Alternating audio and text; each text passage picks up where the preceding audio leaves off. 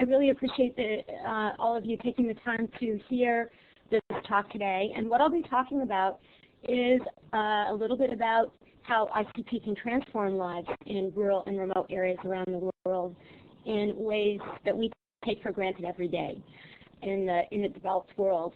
And I'll also tell you a little bit about Inveneo and our project in Uganda. I know that many of you, or all of you, have an interest in how this ties in with healthcare. So along the way, I'll provide insights into what we've learned about how systems like this, ICT systems like we develop and have deployed in Uganda, can help for different organizations who are providing telehealth in many different ways in rural communities around the world.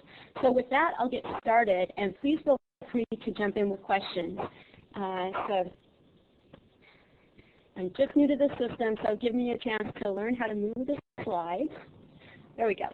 So I'd like to give you all a sense of what it's like to be in a developing country without communications.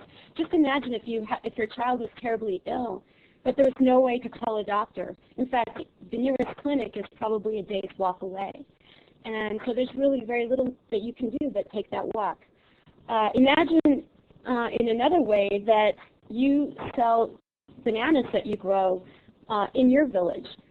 But just because you don't know, you could be selling your bananas for 4 times more in a village just 5 miles away. Lack of information causes this to happen every day in places around the world where people live on just $1 a day. So making 4 times more from what you sell can make a huge impact on lives in developing countries. It can mean the difference between sending a child to school or having them work to sell your bananas all day. And what if you had a daughter who wanted to be an engineer but had no hope of having access to any type of computer simply because, 1, her school doesn't have electricity, and 2, because of that, they don't have computers. So access to information and communications technology, or ICT, in what the developing world calls that, can change lives in very dramatic ways and profound ways that we take for granted every day because we have access to these technologies.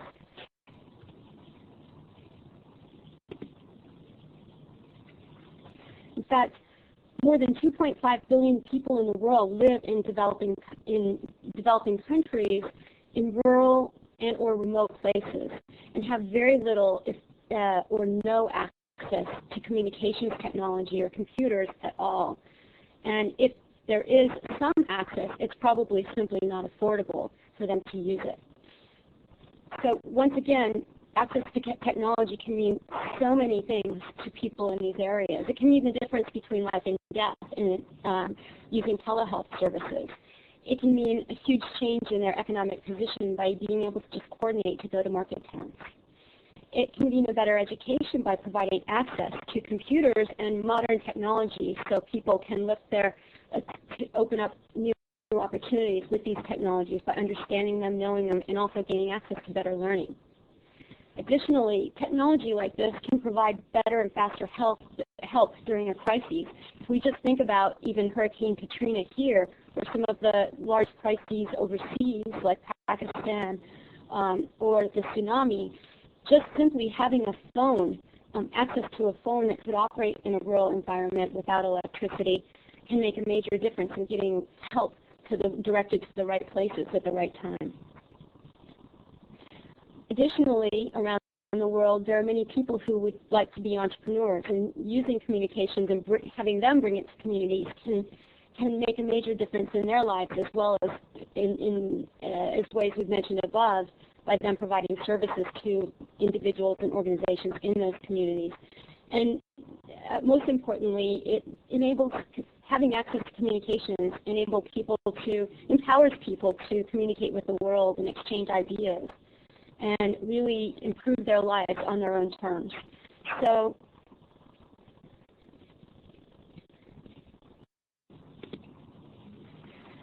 let me tell you why I'm talking about this. Inveneo it has been around for about 1.5 years. We're an organization that that was started by a group of people who've been in the telecom and computer industry for many years, doing for-profit ventures. And we have seen the profound ways that ICT or communications have changed our lives in the last 20 years. And as well, we wanted to have a chance to take that to places that have little or no access, unlike the luxury that we have in having ready communications available. And so we're a social enterprise nonprofit, categorized as a 501c3, but we operate like an enterprise. And our mission is to provide ICT to as many places around the world as possible, to as many individuals, and as well to as many organizations providing services to those individuals that are operating in rural and remote places. And how we go about doing this is that we create open, sustainable, affordable technology solutions and support mechanisms and bring those out to organizations to provide them those services, the technologies and the capabilities and the knowledge to one, get ICT deployed, but as well to support it and grow their own ICT based on their needs.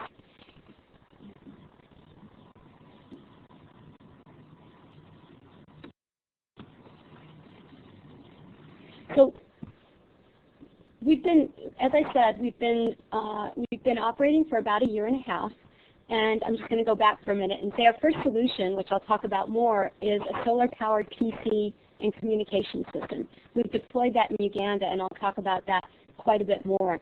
But at the same time, the solution is really simple, flexible, and modular, and it's meant to be used in places that can be difficult, challenging and difficult to operate in around the world. And so there are a number of types of uses that it may have, and we're talking to several organizations around the world about different possible applications that this system may have for organizations. And so I'll just go through a few of the different applications that we've discussed or actually have delivered upon in the last several months. First, the solution can be used in a disaster relief situation. We, in fact, went down with a partner called City Team to Mississippi, and we were able to, with several volunteer organizations and technology organizations, able to provide telephony and internet access services to an area in Mississippi, to the emergency center, several firehouses, police stations, and shelters, so that people and could start to rebuild their lives and organizations could start to rebuild their businesses. So simple, fast-moving, easy to afford, and easy to set up ICT has a very big role in disaster relief. Additionally, as you'll see in my presentation, in the presentation about our Uganda project, ICT can play a very important role in economic development and social empowerment, and I'll talk about that later on. There are other organizations who are focusing on education. NEPAD is a consortium of African governments that is looking to bring computers and communications to over 600,000 schools across Africa. And they see the need to bring these tools to children in Africa to give them the opportunities that they need for their future. Additionally, as you all know so well, basic information communication systems, telephones, the internet, email, can make a massive difference in providing medical services to remote and rural locations.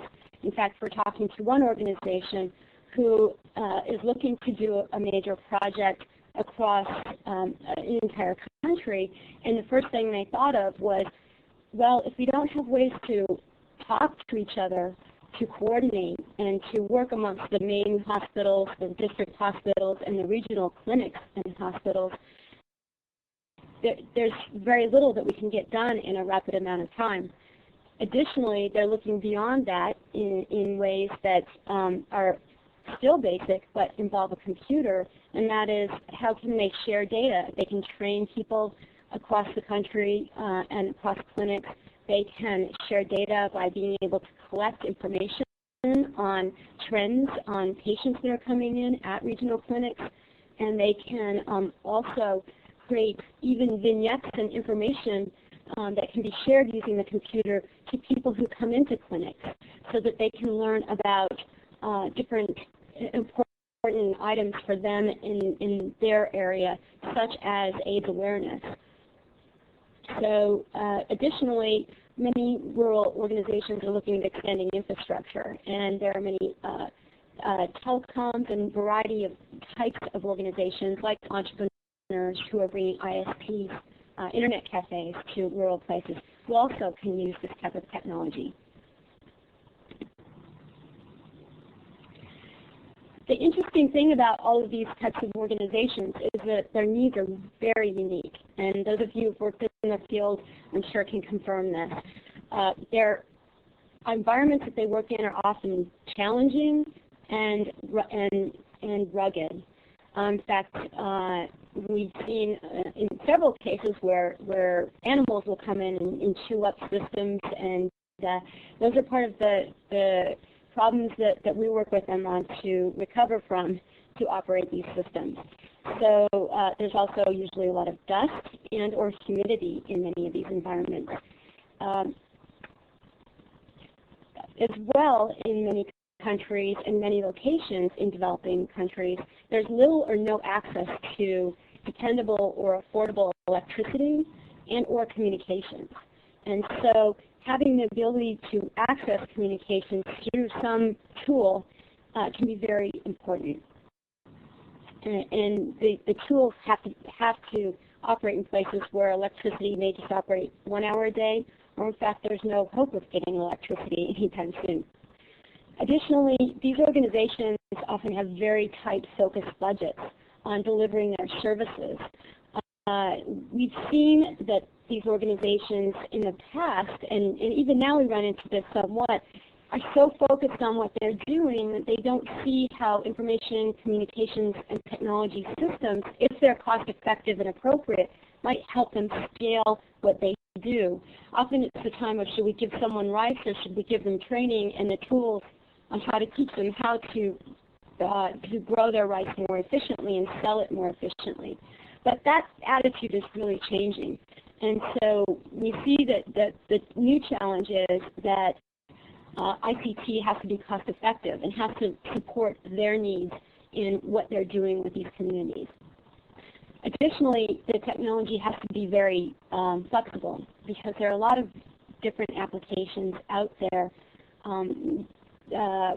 ranging from school applications to development to healthcare. The one last and most important thing is ICT skills, support skills, and operating skills vary widely. So it's really important that you have a model and an infrastructure and a way to support putting ICTs out in the field, so that it just doesn't become another weight on someone's paperweight on someone's desk.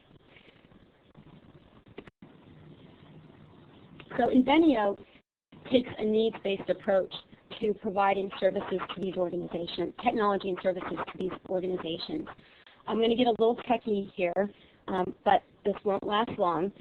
First, our solutions are very open, both in terms of how we design the solutions, as well as the type of software that we include on the solutions.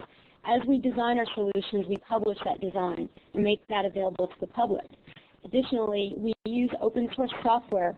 Both we take existing software and we create our own open source software when necessary to create the total solution to bring telephony and internet access and computing to rural areas, so that, number one, people can build upon the solution if they so choose, and they can also incorporate their own open source solutions when they're available and they'd like to extend the capability of the system. The last point is that our organization's goal is not to be out in every country and to get ICT to rural places, but is to transfer the knowledge so that people can bring technology, equipment, and solutions to these places and they have their own ability to support and expand the ICT use for their own projects, and the ability to get to get local support. And that local support has the ability to generate revenue. The people who provide that local support can create their own ecosystem around generating revenue around these systems. The next item is that we integrate, we don't invent. We work with large technology companies to take all of their solutions and put them into a solution that makes sense, rather than trying to invent a brand new piece of technology. And these are best-in-class components that are low cost. And we use Wi-Fi. Many of you probably have Wi-Fi or wireless technology in your house. We use that same technology as part of our solution. It's low cost and very well proven. We base our solutions on the needs of the project itself.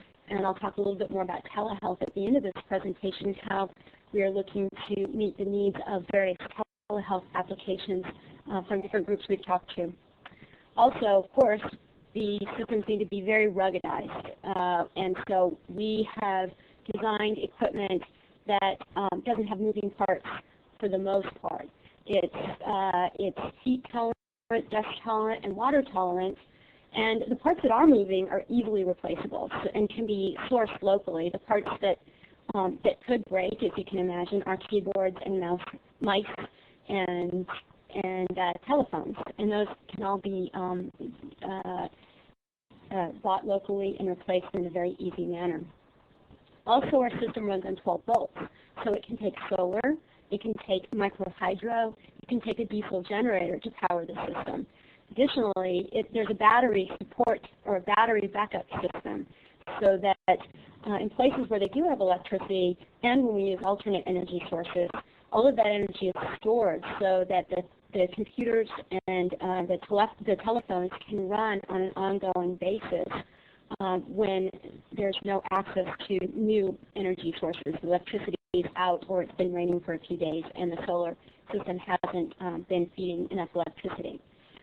And finally, our big goal is that, our biggest goal I would say, is that we take all of this, these design criteria in mind, and make something that's affordable and sustainable, and that will make a lasting impact in these communities and will be there for some time so that they can use it to improve their lives. So I'm going to describe a little bit about the technology we're using right now in the Uganda project, and that we'll be using with other projects around the world. First, we're calling it the Solar-Powered PC and Communications Network. What it's meant for is providing communications, access to the internet, and telephony and computing to rural villages, all clustered around a main village that does have access to telephony. So what our network is made to do, or our technology or equipment in a sense is made to do, is to, and I'm going to try and use the pointer here.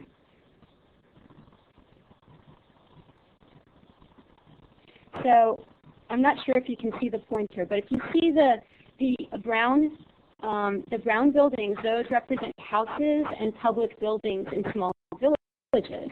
The blue building represents a regional village, and we use a system where that regional village connects back to public switch telephone network and connects back to the internet. It can connect back in a variety of different ways.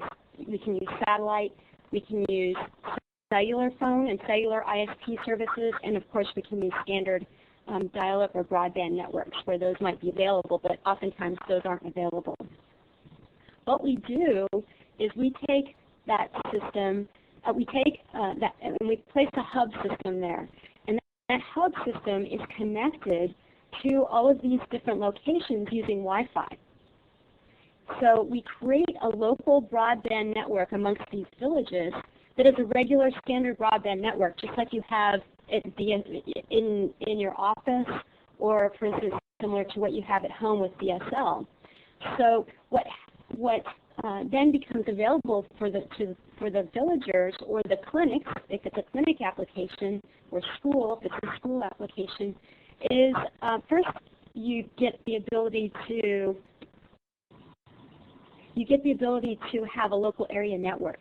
So the organizations or the individuals can communicate with each other directly using the phone, as well as using a local area LAN and a bulletin board system, so they can share information.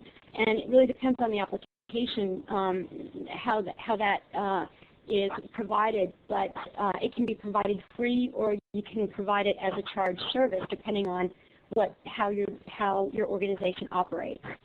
And additionally, these locations can also call out and go to the internet, as well as to call out on regular telephone lines to anywhere locally or in the world.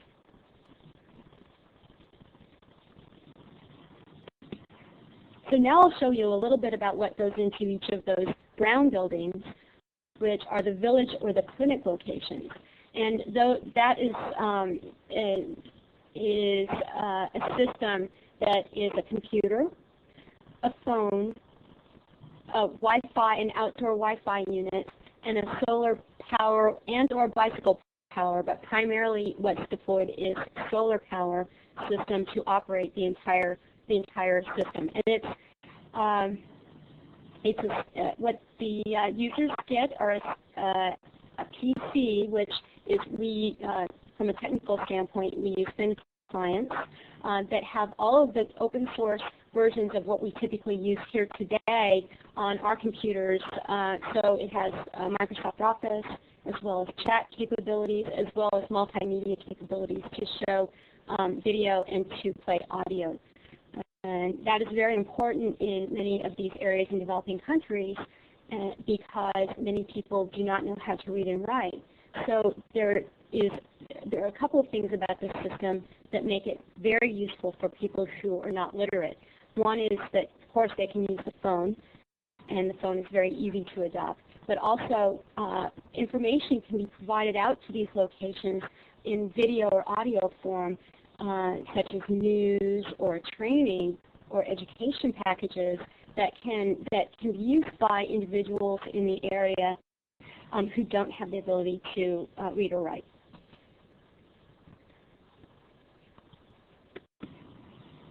So let's talk about putting a network into action in a developing country.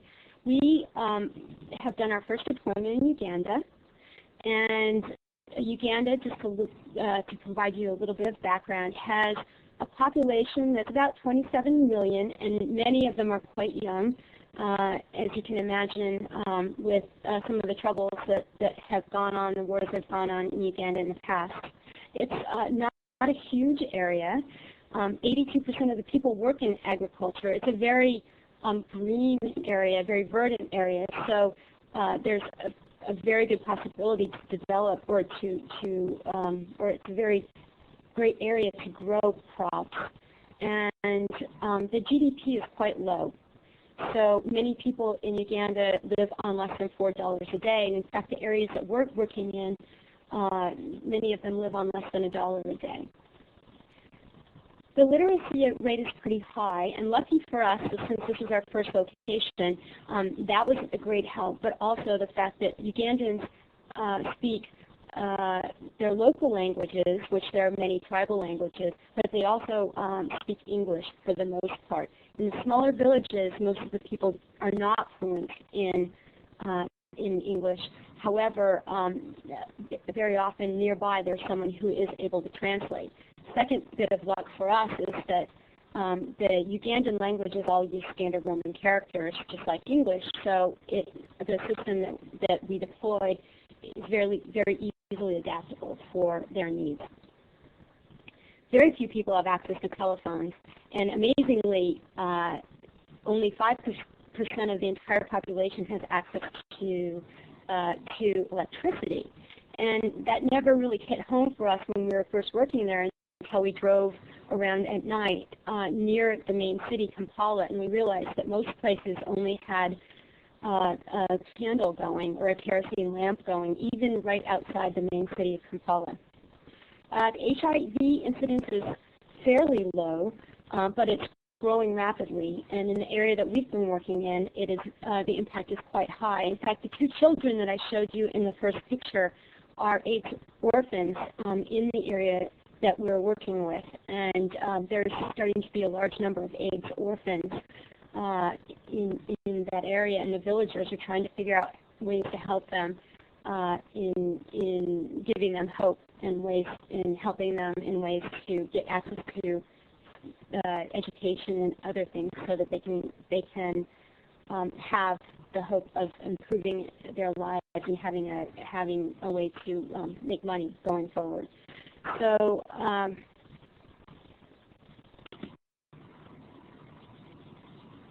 so we partnered with an organization that focuses on development called ActionAid to go into Uganda, and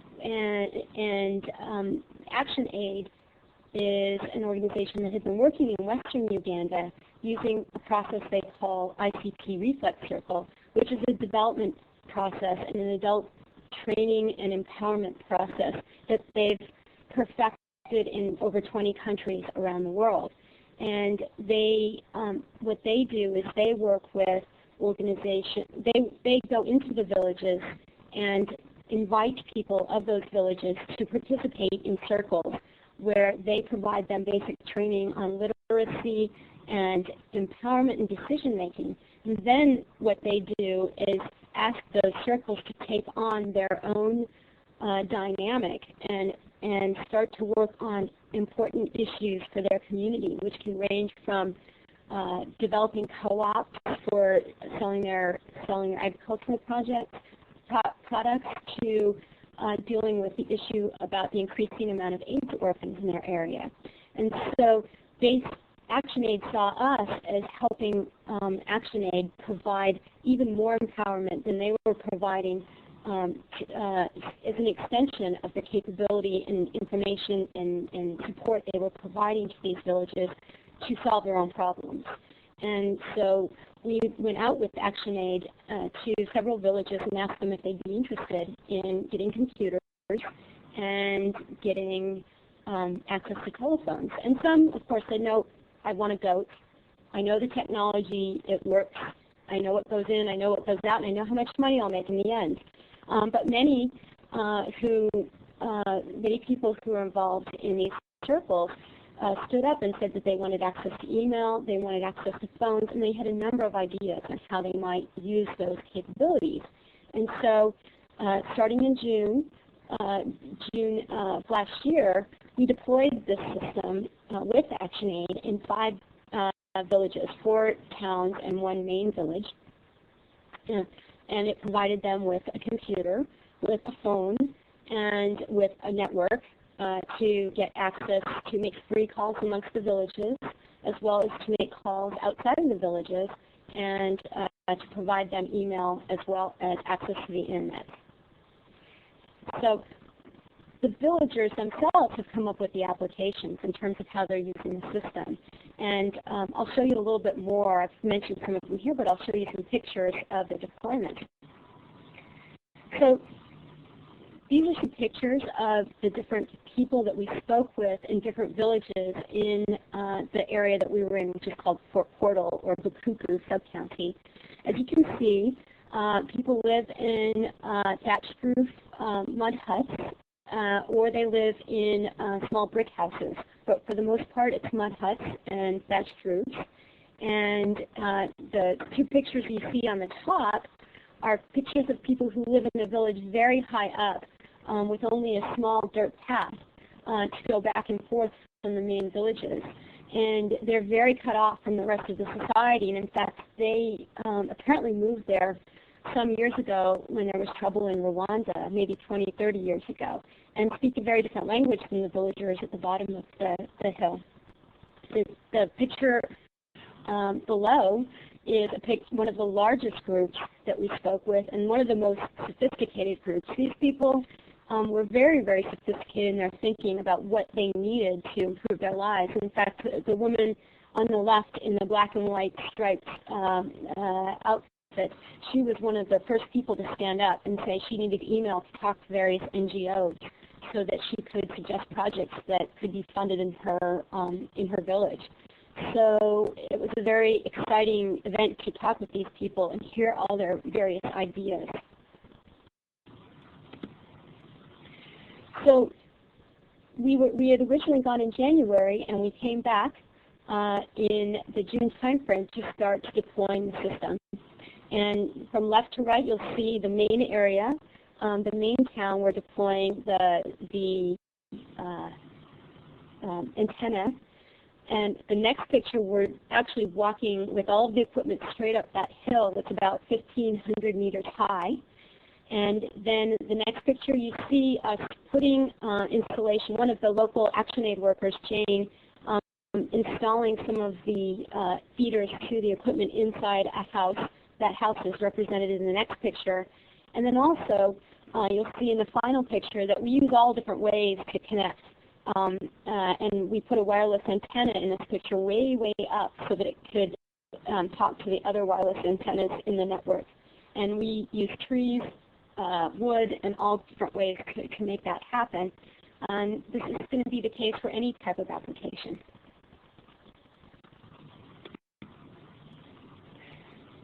This picture is also another way that we put antennas up. That happens to be a dead avocado tree.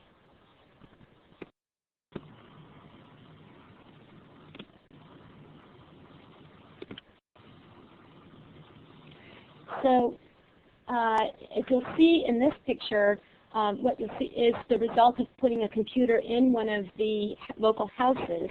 The computers were placed with the village circle leaders, and for a very good reason. And this is an important thing to think about in telehealth as well.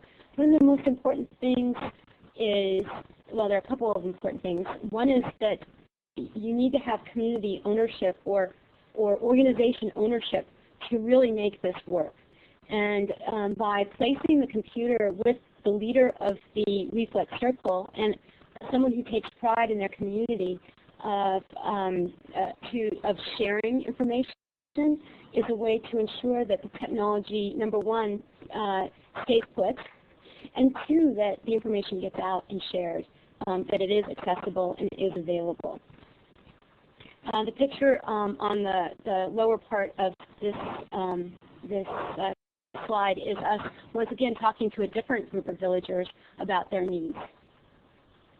In fact, something interesting in regards to healthcare is that one of the villages, and it wasn't this one, but it was a different one, had taken great care in putting together a database of local herbs.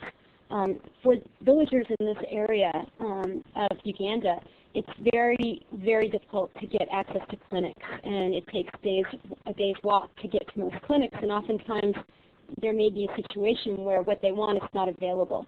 And so one of the communities decided to gather all the knowledge in their village around local herbal remedies so that they can use that as a preventative when they have simple issues.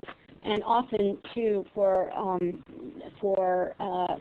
remedies and help when they have, I'm trying to remember what it's called, some of the secondary effects and infections due to AIDS. So they were very interested in being able to take this database, which was on a sheet, several large sheets of paper, and put it somewhere where it would be safe and as well and documented, and as well they could share it with the other villages. And so eventually ActionAid plans to put that online and allow the villages to all share amongst each other and build upon that database, which is so important to them for their day-to-day lives. So this last slide about the project in Uganda is talking just a little bit about the impact to date of what having access to ICT has done for these villages. As you can see, these people for the first time have access and can afford a phone. And what they've been using the phone for is they've been using it to call each other to find out where to sell their crops most effectively. They've also been using it to coordinate, to develop cooperatives, and to simply set meetings to come together for various projects. Additionally, they've been using it to call their relatives when someone in the family is sick and they need to ask for money for drugs. And they've also been using the internet, although that takes a little bit longer time for adoption. But one of the things they've been doing is using that for sharing information on crop prices. So so the person at the main center emails out crop pricing in the area every few days so that each one of the villages gets access to that. And another important telehealth application is that they've actually been going to the government websites to find out where antiretroviral drugs are distributed, because in their experience to date, when they hear in the form of hearsay where the ARTs are available, oftentimes they go there and take 4 to 8 hours to get there, and they're simply not available. And so now they can check with the government to find out where the actual places are that do have those drugs, so that they don't waste their time going to other places.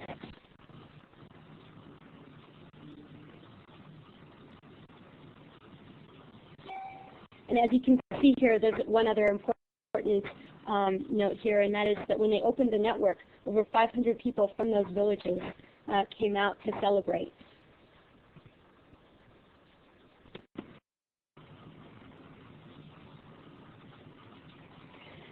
So what have we learned in deploying this project? Some of the most important things that we've learned are that there needs to be a local partner who understands the community, understands their needs, and is responsible for basic maintenance as well as for training individuals, or in the case of the clinic, for training those individuals on how to make the best use of the system, and as well to help start generating ideas on how best to use the system based on the local needs.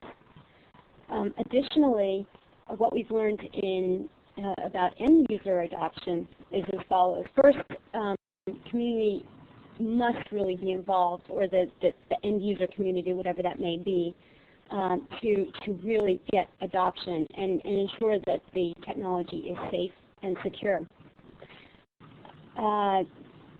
The telephone, as you can imagine, makes a huge immediate impact, and it's so easy to use that anybody can use it. They may not be comfortable using it, but they can certainly try. And so having a telephone early on, especially in communities that aren't very literate, makes a big difference.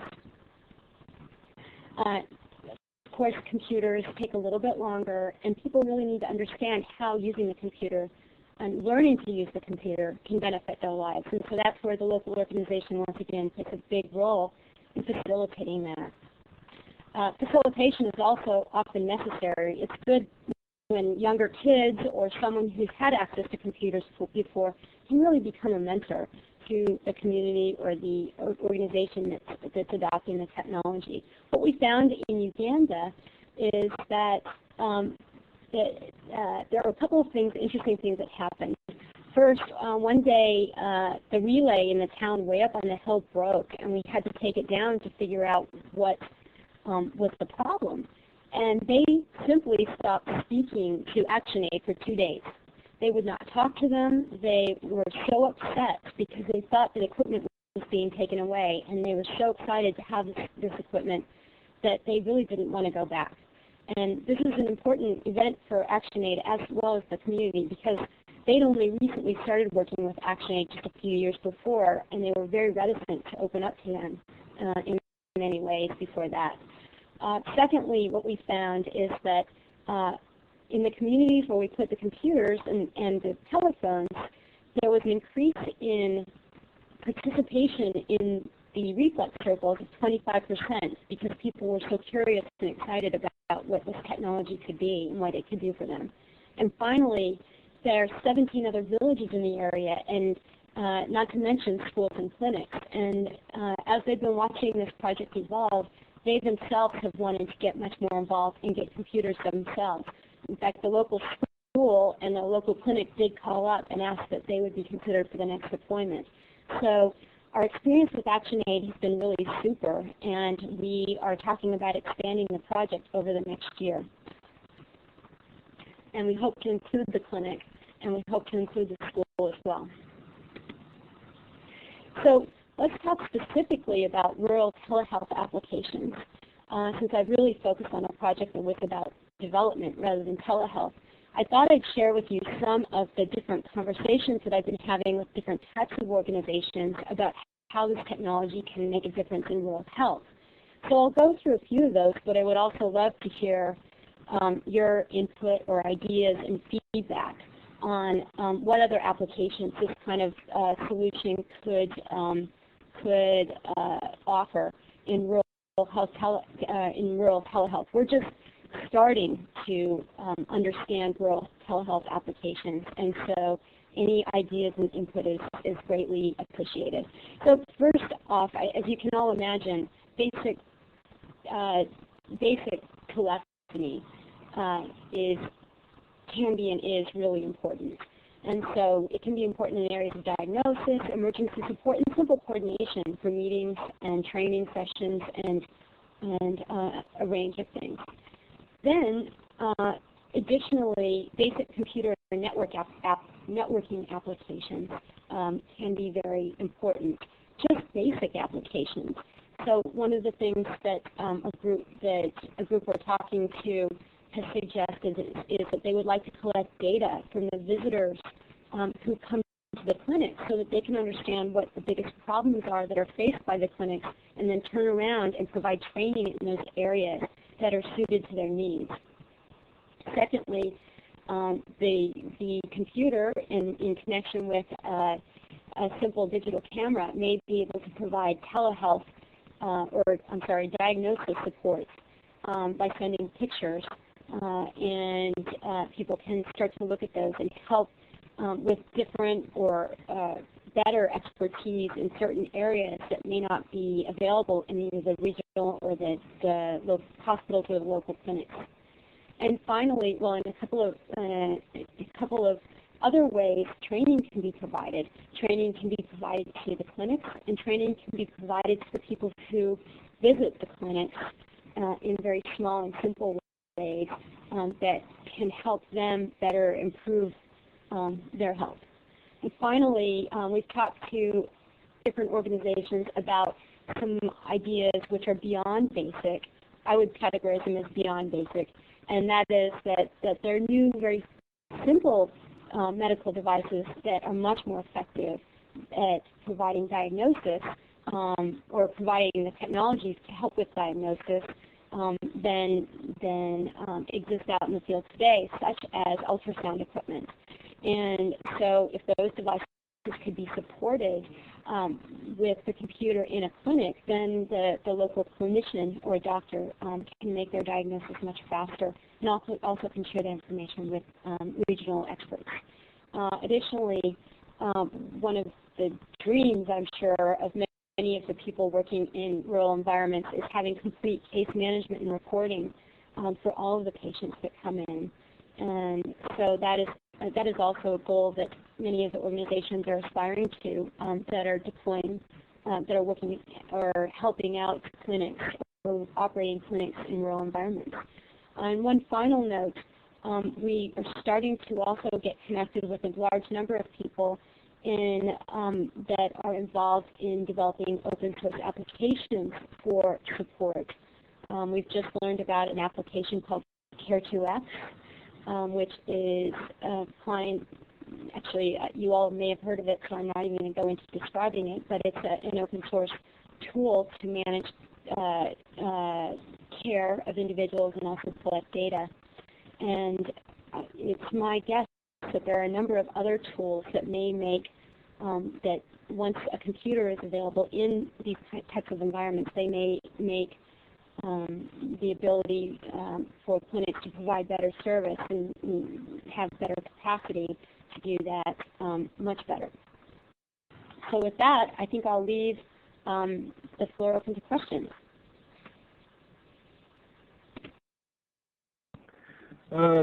Thanks, Kristen. I think we've got a question from Russ, and he's asking what kind of organizations comprise NEPAD? Does it consist of government, private sectors, etc.?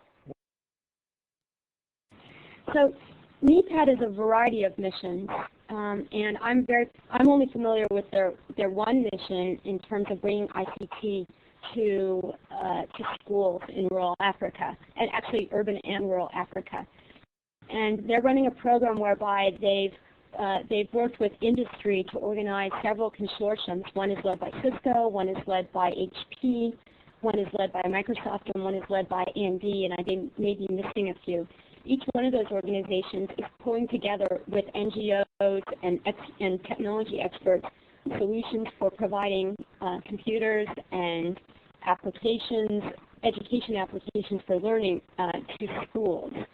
And so it's very, it's cross-industry, cross-NGO. What they're doing is this year they're looking at those applications and trying to understand kind of what is the best in breed that might be most effectively deployed across the 600 schools in Africa. So this year is the year that they're developing, I guess, pilots is what I would call them, with these different consortia.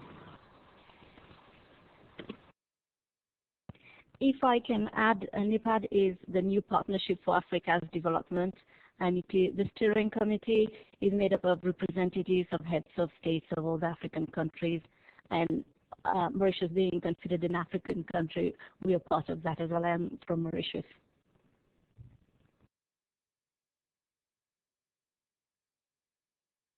All right. I've got another question. I was surprised to see in one of your slides that the number of cell phones actually exceeded tremendously the number of wired phones. There was like 711,000 cell phones and only 61,000 wired phones. And I was wondering whether it makes sense to use the existing cell phone or the cellular network. I mean, can you comment on that? Yes, that's a great question. And in fact, there are many organizations focusing on bringing solutions with the cell phone network.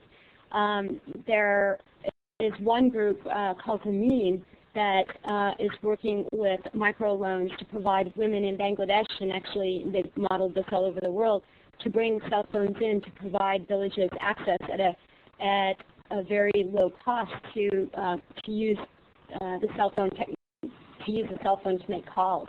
And in fact, we do use cell phones in our technology as well.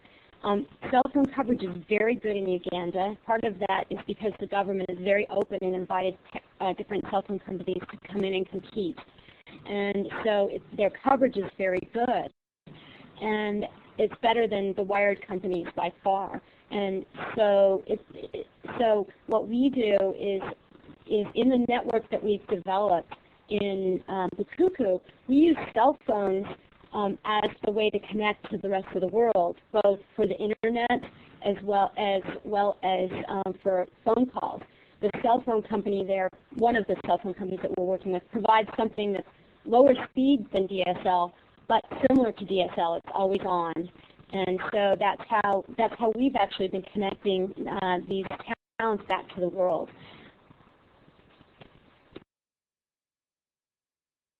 Okay, while I wait for more questions, I've got another one. I always read, about the cost of these devices, and it is often in the media. It's described as being really low cost equipment. But my question is that I'm just trying to think about the business model of such organizations.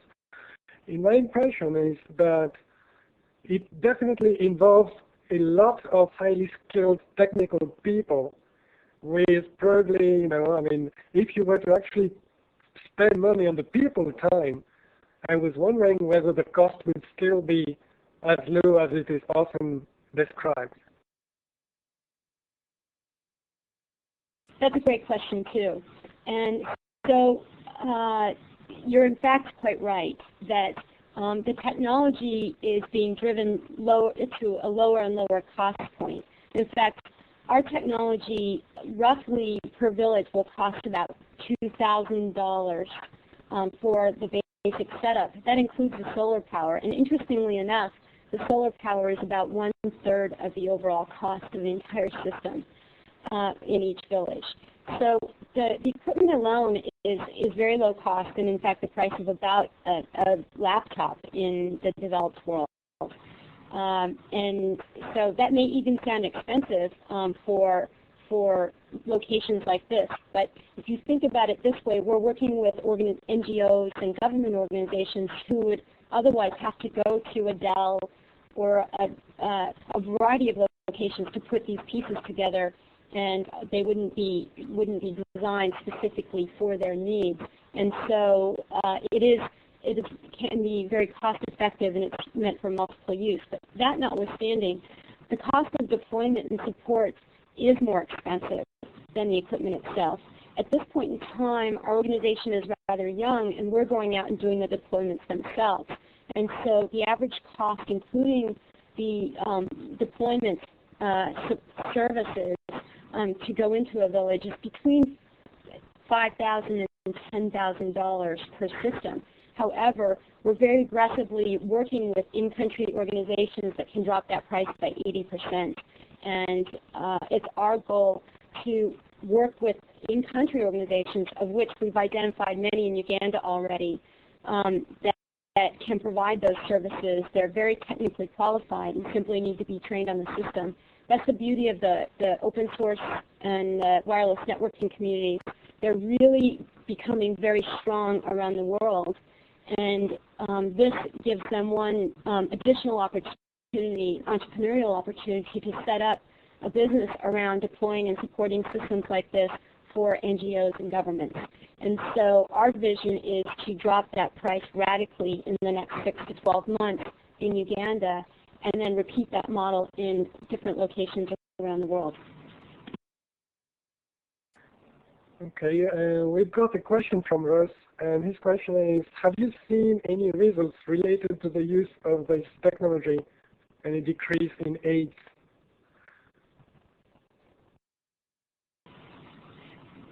We are somewhat new in the field. We've been working in Uganda since last January and have deployed since last June. I've heard from the organization we work with that their method of getting information out through the reflex circles around prevention of AIDS has significantly advanced understanding and has started to help level off the contraction of HIV/AIDS in the area. And so I think it's a little early to say that our technology has been a factor in that, but certainly it's a factor in their overall program, and it provides more immediacy to get information out to those villages directly and to share it. But we'll have to take a little bit longer look at that for us as an organization.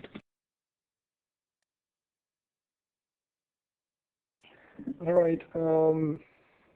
It looks like we don't have any more questions. I think I would like to mention that this was actually successful in the sense that we managed to get people from Boise, Pocatello, Wyoming, and San Francisco here, and in one place, and we could actually talk about ICT and its impact in developing countries.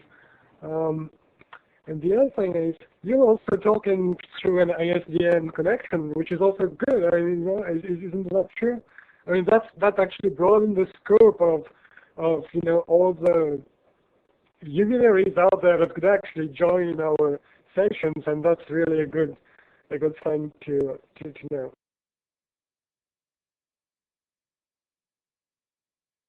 Well, thank you once again for the opportunity, and if anyone wants to follow up with me, I'd be happy to have follow-on conversations. And if you'd like to join our newsletter list, we're at inveneo.org, and there's a button to sign up on our newsletter list to get quarterly updates on what we're doing. So please feel free to contact us in any way. Thanks, Chris, and thanks.